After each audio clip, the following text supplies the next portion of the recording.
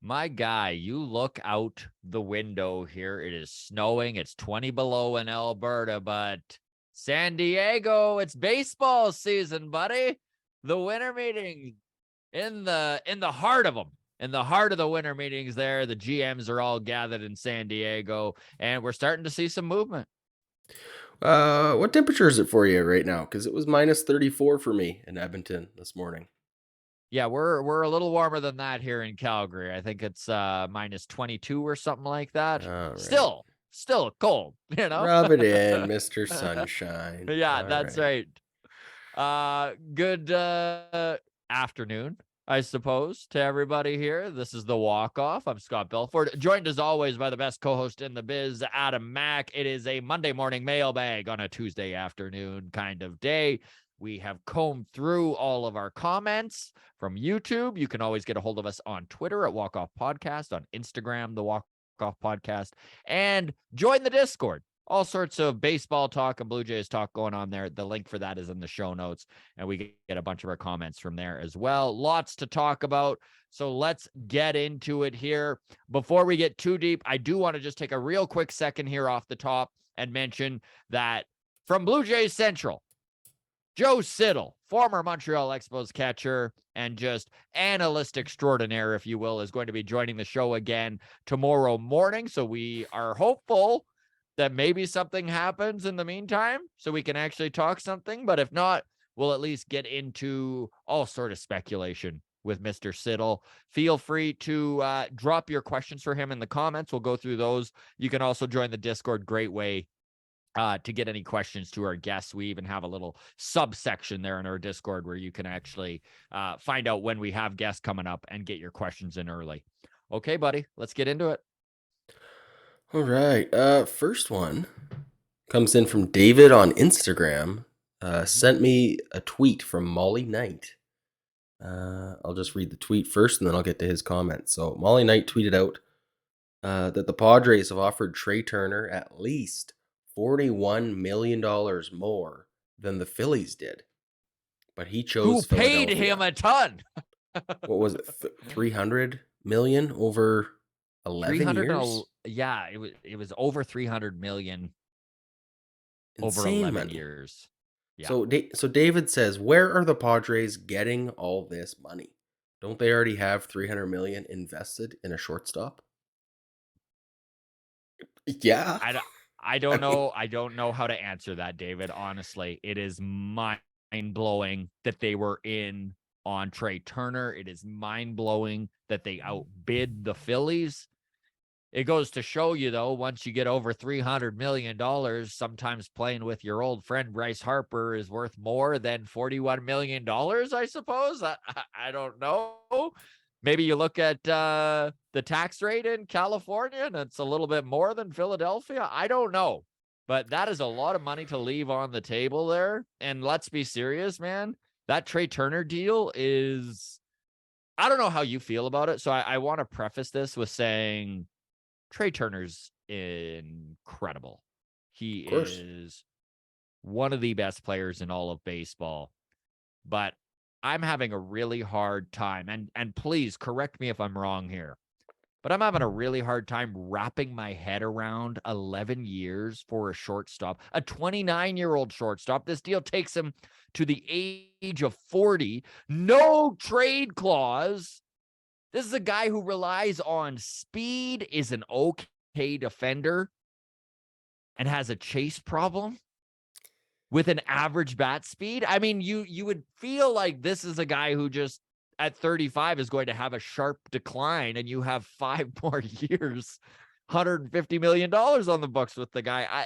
I mean, he's a phenomenal player, but wow, dude. This is a team who is, I mean, got as close as it gets to the World Series without winning it. This has to Flags fly be, forever move. yeah, like we are going to try and win 4 out of the next 5 years.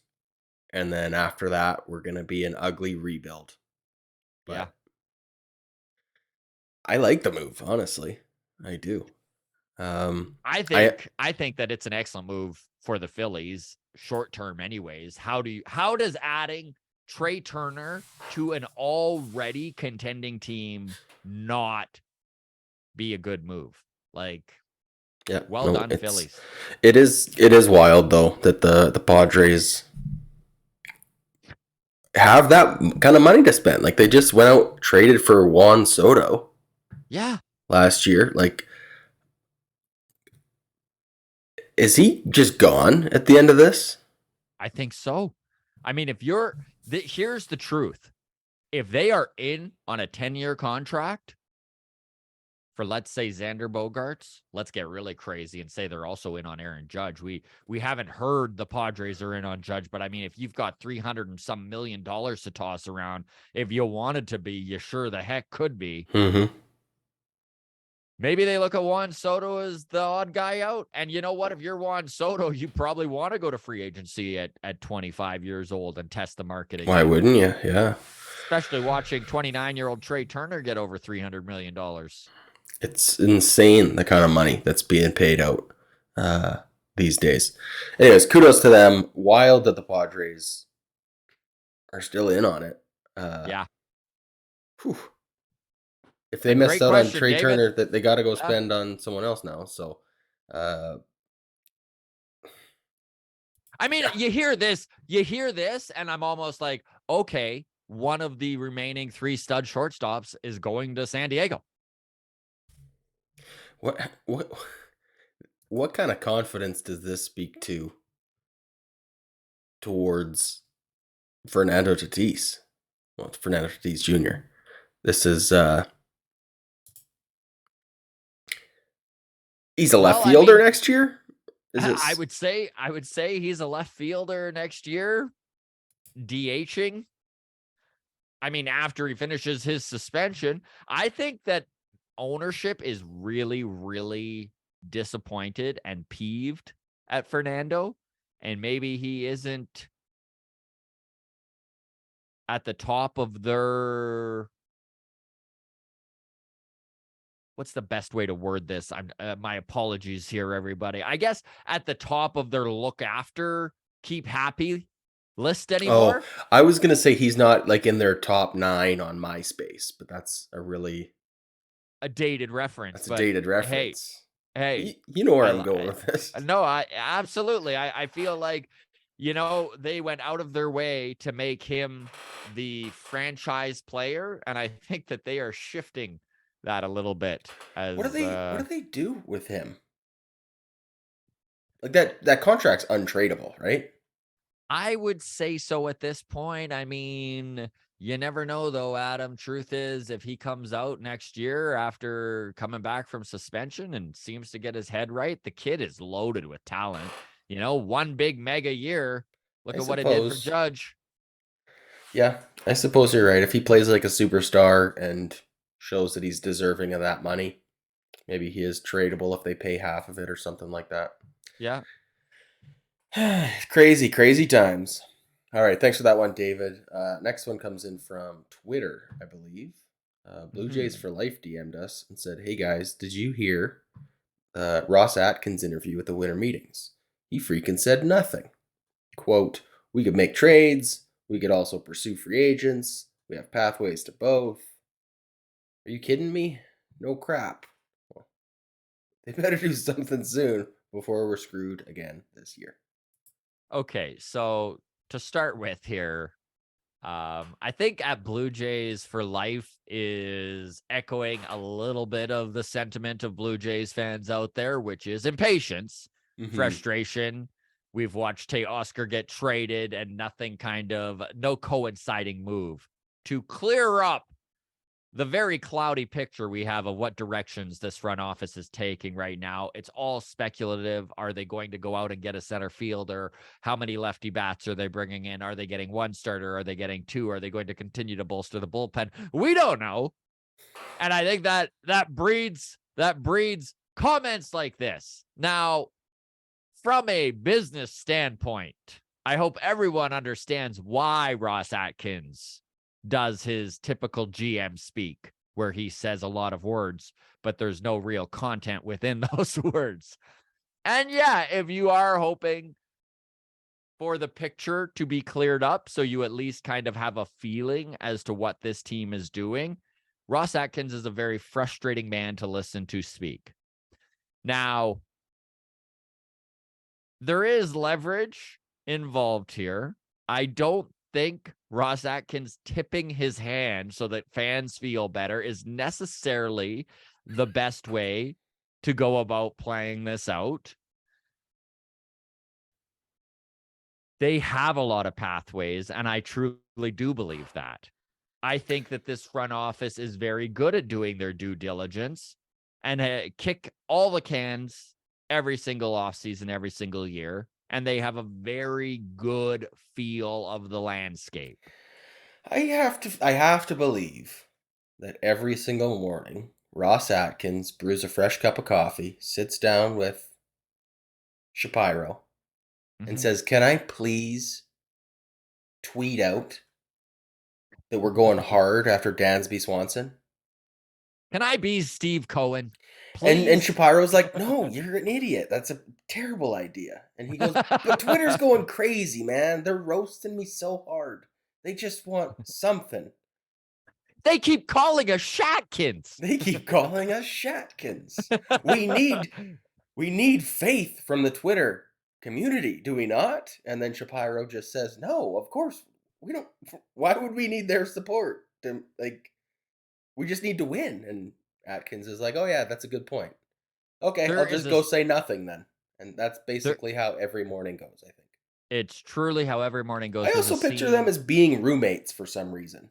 I know they're both grown men with families Uh, and everything, but it just feels like a duplex situation, maybe with like a shared doorway, like a hotel room. You know, when you get like a family room and they're connected through the middle. I like to picture bunk beds. Oh, bunk beds. Yeah. Who's on Ross, top in that Ross, situation? 100% Ross is on top. And Of course. 100% Ross is poking his head down. Hey, Mark, are you still awake? All right. Well, this is the intro clip for sure. You know what this does remind me of is the scene in Moneyball where Brad Pitt is talking to, what's his name now? He lost a bunch of weight. The big guy, the other star in Moneyball. Oh, Jonas Yes, Jonah Sarah? Hill. Thank Jonah you, Hill. Yeah. Michael Hill. Rogan. Yes. Yes. All right. Okay, Jonah Hill, and Yeah, he's if we ever, like, it and only took us 12 minutes to get off the rails today. Look at us. That's a new record. we're really holding it together here, and this is why the walk-off community is with us for how well we managed to stay on the rails. Okay, but Hey, rails. That's a bunk bed reference. Gotta have rails. Anyway, sorry. Whew. I need another cup of coffee. anyone who's ADHD is just like losing their mind right now. They're just all over the place with us. Okay. But it reminds me of the scene from Moneyball where Brad Pitt is talking with Jonah Hill. Jonah Hill, and he says, "I feel like you're worried about what everyone is saying. I feel like you think we need to explain ourselves to people. We don't." And that's the truth of it when it comes to the front office. And of course, Ross Atkins isn't going to tell us, the fans, anything. And I am frustrated with it too, because nobody GM speaks like Ross Atkins. But things are happening. It's the winter meetings. There's all sorts of pathways in front of them. Look at me doing it now, right? They could get something in trade. They could get something in free agency. You sound like you Anyways, work for Rogers. I'm a Rogers spy. Everybody, busted. Busted. Okay. We'll move on. Thank you so much at Blue Jays for Life. I understand the frustration, and yeah, hopefully something happens. I'm right there with you. Absolutely. All right, next one comes in from YSF Memories. Says, small suggestion. Can you guys post the full episode first before the clips next time? It's kind of weird where you direct people to the full episode in the description of your clips, but then when we come, it's not even here. And this is like the third time it's happened. Isn't this supposed to be the main channel and the clips supposed to be the supplement? And then Scott Carter chimed in and said, I would also prefer that, but I was too polite to ask. Yeah, no prob, Bob. Didn't even occur to me Sometimes, that that would make yeah, sense to do. sometimes we just do things without even thinking about it here on the walk off, folks. And so, yeah, we appreciate the input.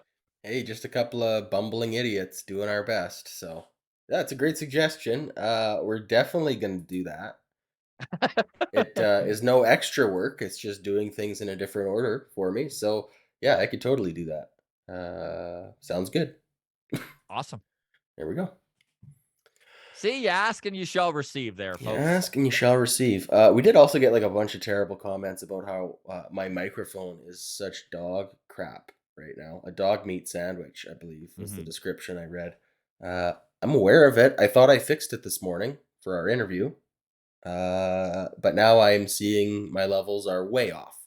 So again, I'm not an expert at what I'm doing. I apologize when the sound is terrible. I might just have to go buy a new mic. So We're almost at that point. I know we've been very grateful and very lucky, honestly, to have such a supportive community who has helped us upgrade equipment in many different aspects. And so, yeah, the least we can do is get a new mic here when we get the opportunity. So again, appreciate all the input. We are always working on the quality of the show. I know sometimes it believe it seems or like not. I know it seems like every two steps forward is one step back, and Yeah. believe us, it feels that way to us too. We're just a couple boneheads, but we've. I swear, talk to anyone who's been with us since the first year, and they will tell us, "Oh my God, nothing can compare to how horrible that first year was for quality of sound." There you go. All right. So yes, we are working on it. Thank you for the feedback as always. Okay. To Discord now. Discord, by the way, free to join. Free link in the show notes. Come hang out in the Discord. Yeah. So, in the Discord, there was a discussion about the potential Brian Reynolds trade. And John Morosi had a report that the Blue Jays were in discussion with the Pirates, but that either Orelvis Martinez or Ricky Tiedemann would need to be included. So, obviously, I'm sure you and I both have strong feelings on both of those guys, as well as Brian Yep. Reynolds. Um, Chuck says Tiedemann would be really tough to let go, uh, but he fits the contention window now better. Or sorry, but Reynolds fits the contention window better right now than Tiedemann does. I think it would be a great trade partner with the Pirates, but I'm kind of with the walk-off boys. Though, end of the day, I think the Pirates don't even trade him, even if it's in their own best interest. Okay. Yeah, I like that comment. That's probably the way this will unfold. Although it was interesting to hear from John Morosi that the Blue Jays were actually in talks, because you always hear rumors, especially when Brian Reynolds announced that he wanted a trade. We, as Blue Jays fans, know that there is a hole in center field. We know that a lefty or switch hitting bat, which is exactly what Reynolds is, a switch hitter, would be so valuable in this lineup. And we're also aware of how important it is to maintain what little health George Springer still has, and that moving him out of that very stringent center field position to right field would be best for this team going forward. And obviously, Reynolds just seems like that perfect fit, but you never know, right? You're not as good as a fit as it could be until you actually hear they're talking with them. You don't know. So it was good to hear that the Blue Jays doing their due diligence. They are in talks with the Pirates. Who knows how far that goes? Who knows if there is a real fit? The thing to remember, and we did talk about this yesterday in the show, is that the Pirates have two very good catching prospects coming up the ranks. They're not really focused on a long-term fix at catcher, which is where the Blue Jays area of strength is, which doesn't mean a trade can't happen. There are areas where the Blue Jays and the Pirates do fit. Something to keep in mind is Santiago Espinal, a incredibly good defender at second base, all-star, by the way, Hmm. and only making 2.1 million in arbitration this year, or that's the guess. Of course, arbitration, if I'm off by a couple 100,000 there, here or there, but right Well, it's a around few that. 100,000 between friends. That's what I always say. So if you were to go, and I'm just throwing this out there, this is complete speculation. I've heard nothing on this, but Santiago Espinal, they just went out, the Pirates, and picked up Carlos Santana, a veteran presence and still a very, very good player to play first base. You bring in a guy like Espinal, who's going to play every day at second base and shore up that middle infield with O'Neill Cruz, their big young stud, learning and developing at shortstop currently with the Pirates. He's a low-cost option at $2 million. You throw in an Orelvis Martinez, a gentleman who has 30-plus bombs in Double-A last year. His power is incredible. Yes, his strikeout rate is high. This is typical of a 21-year-old, is bad swing choices, something that Martinez is working on. And really, he does project like a guy who's probably going to get to the big leagues 2 years down the road. So does he fit that window of contention the Pirates are trying to build better than, let's say, a Reynolds? I say he would. And so maybe there is a deal in that sort of ilk that could be made that doesn't touch the catching position with the Blue Jays. And then the Blue Jays still have that area of strength to bolster, let's say, starting pitching, if that is a direction they decide to go. I think Reynolds is a good fit. But if the Pirates aren't interested in what the Blue Jays are offering, it's not happening. And we're going to get into Ricky Tiedemann later on, right? We don't need to. Yeah, we'll get into Ricky Tiedemann later. Speaking of starting pitching, though, Blue Jays reportedly in on Andrew Heaney. Right. How excited does that make you? It's one of the biggest meh burgers I could ever think of. So I feel as a fifth starter, Andrew Heaney is perfect. I think that it eliminates the need for Yusei Kikuchi to fill that hole. It eliminates the need for Mitch White to fill that hole. Andrew Heaney went from throwing a slider not at all to throwing it over 35% of the time last year with elite swing and miss. The Dodgers got him to drop the curveball. They reduced his changeup use. He basically became a fastball slider guy. Very similar to, let's say, a Robbie Ray, which the Blue Jays do love that fastball slider combination. That's why they went out and got Yusei Kikuchi. He has elite Ks and whiff rate. He's got a good walk rate. I don't know, man. Like, he is a risky move, and it's a roll of the dice if they can make him work. Last year with the Dodgers, he looked good in 75 innings pitched, but you're pretty sheltered in the Dodgers system, especially considering they were only letting him go through the order twice. They were fine with him pitching only 4 innings because they've got such a deadly bullpen in LA. I like the move, again, if there is a higher end pitcher also brought in. If this is a depth move.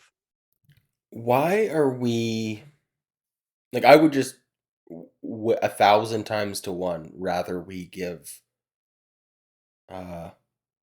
Russ Stripling whatever money we are even flirting with Andrew Heaney about. Would you not like way rather prefer Ross Stripling? What's the downside with Ross Stripling compared to Andrew Heaney? Money. There's much more money. Yeah, Andrew Heaney, I think that they can. It's going to take multiple years, but I think that they can get him at around a 10 million AAV. 40 million, 10 years. Sorry. Great math. I can't do this right now. I $400 million contract. I think there's if the Blue Jays need to go 4 years for Andrew Heaney, I think they walk. That's what I would prefer them to do. I think what's more likely is a 2-year, 25 mil, 3-year, 30 mil, somewhere in that realm. I do not get excited about Andrew Heaney. I don't know. Correct me if I'm wrong. But no thanks. No thanks at all.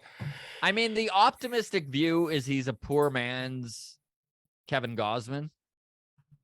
The pessimistic view is he's another Yusei Kikuchi. Oh, just gross stuff. Gross stuff. All right. Honestly, though, dude, honestly, I do want to reiterate, I love this move if this is to fill the fifth starting role. It means that they're addressing two holes in the starting rotation. And I think Andrew Heaney is a very good fifth starter with a real potential to be as good as a number 3 pitcher. I just don't want to see them go 4 years on the dude. It's a lot of term for an All right. unknown. So Leave it at that. in Discord as well, Bringer of Wayne, great nickname by the way. And he's back. Welcome back, Bringer of Rain, because I know Yeah, Bringer been a of hot Wayne, minute. because I know he after the Blue Jays' tough loss in the playoffs there in the wild card, some of our Discord members went into hibernation. So it's always nice to see them poke their heads back up. So they said my wet dream is Stripling plus another starter between the 10 to 15 mil range. There's so many out Andrew there still. Heaney. Andrew Heaney, sure. And a lefty bat who can play some outfield and DH. Suggest Bellinger, Brantley, Gallo, and a solid reliever. And then trade a catcher and whichever prospects they want for Brian Reynolds. And Mr. Krister responds with, "Damn, I didn't know we were sharing wet dreams now." So this is a pretty accurate representation of the tomfoolery that goes on in our Discord. just But full shenanigans. yeah, I like that. I like that plan. I mean, I think that's the direction the Blue Jays are going, is that they are going to try and, grab a lefty batter or two, fill an outfield hole, get another Yeah, bullpen piece, and 2 starters. I mean, I think anything less than that is going to upset us. Sure will yeah. upset me. No. It's pretty accurate. I mean, all we've really done so far is subtract from the team. So there has to be moves coming. I don't even think this is too wet of a dream, to be honest. No, This is is a moist dream, if you will. yeah, it's for me. This is just kind of I guess other than the trade a catcher for Brian Reynolds, everything else about this is Spot on. kind of the low bar for my expectations. Yeah, and I think you're right. Let's downgrade wet to damp. It's a damp dream. It's Like Bringer of Wayne's damp dream. maybe it's not Strip, maybe it's not Ross Stripling, but swap out Ross Stripling for Jameson Carlos Rodon. Tyone, No, Carlos yeah, right. Rodon. Like there are options that Yeah. are, yeah, add 2 starting pitchers. Again, I still think Bellinger is a great reclamation project. Good fit with us. I still think the catchers need to be resolved. Yeah, I think that's going to happen. I think it's a matter of when, not What? if. And I think When? hopefully that's Yeah. soon. So It's going to be so weird, dude, if this just happens. Like, you know what I mean when I say that? Like, first move drops and then just a week later everything is done. Like, because it could go that way. It could be just a flurry. Like, it could be once they get that first domino in place, it's like next. well, that's the nature of the off season in general, right? Like Mm-hmm. I mean, should be encouraged if you are a fan who's bored and frustrated. I mean, it's inevitable that it's going to happen. It's just a matter of when, not if. But like we are seeing, Trey Turner has signed now, right? Justin Verlander has signed now. These are going to be chain reaction style signings. Like once it starts to go, right? Like, there's only so many starting pitchers out there. There's only so many shortstops out there. There's only so many trade partners out there, right? Like Mm-hmm. if you're Wilson Contreras' agent, he's probably frustrated too that he hasn't heard a Yeah. legitimate good offer, but you're probably having to calm him down and be like, look, Sean Murphy's on the market.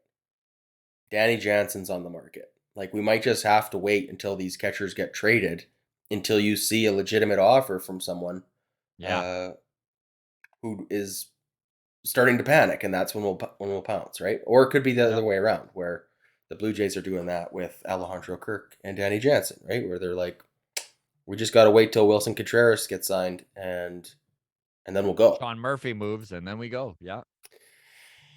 All right, it is the calm before the storm, but I think the storm clouds are coming in, so it should be. Honestly, I think the next 48 hours are going to be insane. Me too. I'm looking forward to it. All right, last one here today. I know it's a bit of a shorter mailbag, but I've had a pretty rough morning, so I'm glad we got what we've got out so Yes. far. But from Patreon, Matt Finley messaged us last night and said, "Not sure if this will make it in time for the mailbag, but who do you guys consider untouchable prospects in trade proposals? And also, of those untouchables, is there anyone that you would make them available for?" Well, that's not what untouchable means. I mean, but sure, okay, we'll play that game. I mean, I'm gonna take Ricky Tiedemann off the board. Yeah. For I me, think he's the only one I can think of. But there are definitely guys that I would make him available for. The first one that comes to mind is Sandy Alcantara. Like if that is the Yeah, because that's price tag for the Marlins is include Ricky Tiedemann, I'm in. I mean, the Marlins would never do this, but I mean, you'd have to include Tiedemann because Tiedemann, the dream of Tiedemann is that he reaches what Sandy Alcantara is. Yeah, exactly. I know there was a tweet from Ben Nicholson Smith. If we want to throw that up here, I'll read it. So, friend of the show, Sportsnet's Ben Nicholson Smith, tweeted out, heard from one longtime baseball person who sees Ricky Tiedemann as a potential impact arm for the Blue Jays at some point in 2023, which is not something we've heard up until this point. Pitching at age 19 this past season, the left-handed pitcher posted a 2.17 ERA with 117 Ks versus 29 walks and only 39 hits allowed in 78.2 innings pitched, reaching Double-A. Now, obviously, 19 is young. He's going to be pitching in Double-A and Triple-A at 20 years old next year. But the fact that there are legitimate baseball minds and scouts out there who feel he can contribute to this Blue Jays team as early as next year is incredible. One of the reasons why I think that Ricky Tiedemann is the only prospect in this Blue Jays system that is untouchable goes a lot deeper than just how much talent and the potential of this kid. And Adam, you and I have talked about this many times. Look at the amount of money allocated to the starting pitching rotation of this Toronto Blue Jays team. Now, understand that on top of the money that's already there, they are going to go out and they're going to get another pitcher or two, one of them at least, most likely in free agency, which is, of course, going to cost money.